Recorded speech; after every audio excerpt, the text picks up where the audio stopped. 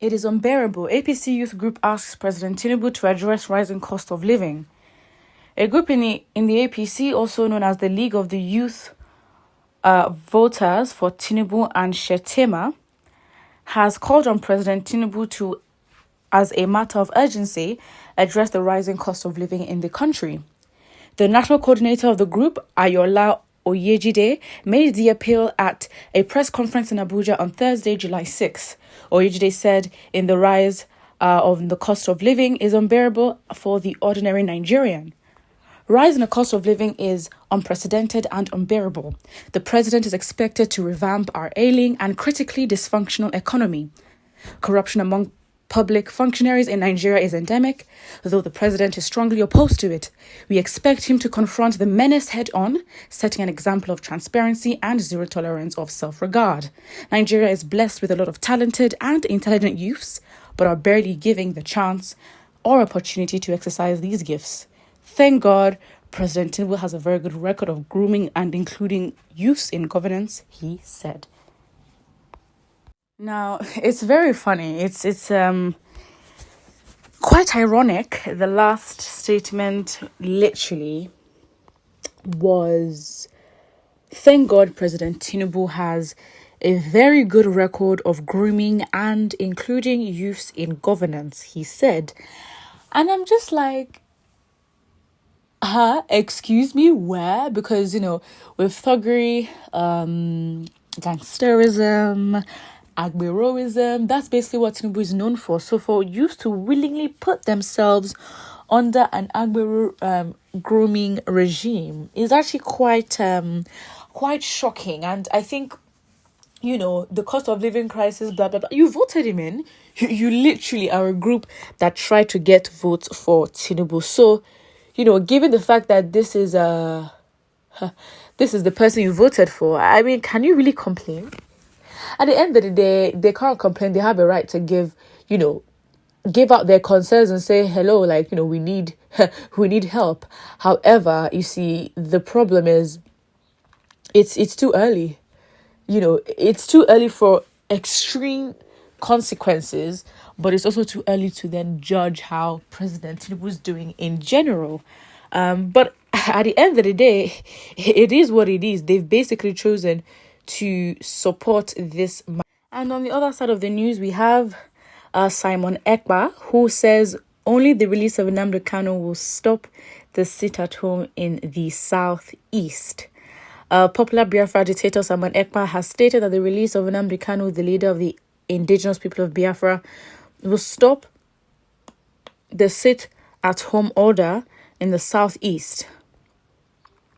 Simon Ekpa, a Finland-based lawyer and Prime Minister of the Biafra Republic government in exile, disclosed this on Wednesday. According to him, the only thing that can stop the civic action of the sit-at-home in the southeast region is the unconditional release of Nnamdi Kanu.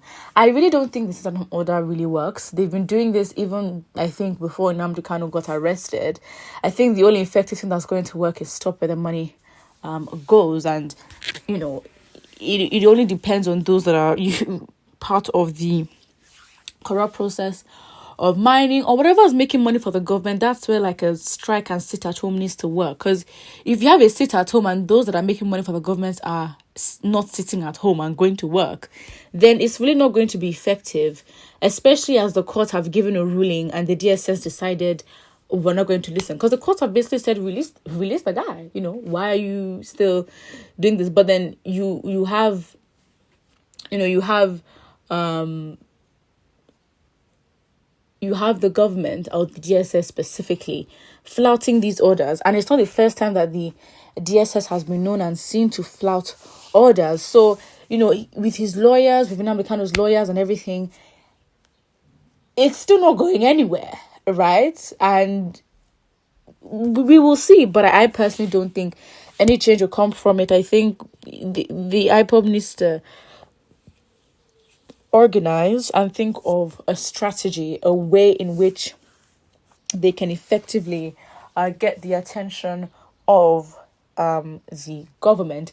If not, I just think this government, how your government is, they will literally give no care in the world. Nnamdi Kanu's personal lawyer has stated that Buhari took IPOB's self-determination struggle personally and Tinubu should not repeat the same mistake. Now, that is the thing. He's been held in custody, Nnamdi Kanu, and now administrations have changed. We will see how that goes. He stated that in a post on his verified Twitter handle. Aloy Ejimako explained that President Buhari, who took it personally to the point that he killed an rendition for it. That is crazy. That is crazy. Oh wow. Aloy Ejimako also believes that a dialogue is the antidote to the self-determination movement. But what would the dialogue entail? What conversation are we actually having here? What conversation are we having here? According to the words, the issue of Nnamdi Kanu is a global issue, and the president discussed this issue when he campaigned in Ebonyi State. Is it a global issue? I promise you, Nigerian, I really don't think it is. I really don't think it is.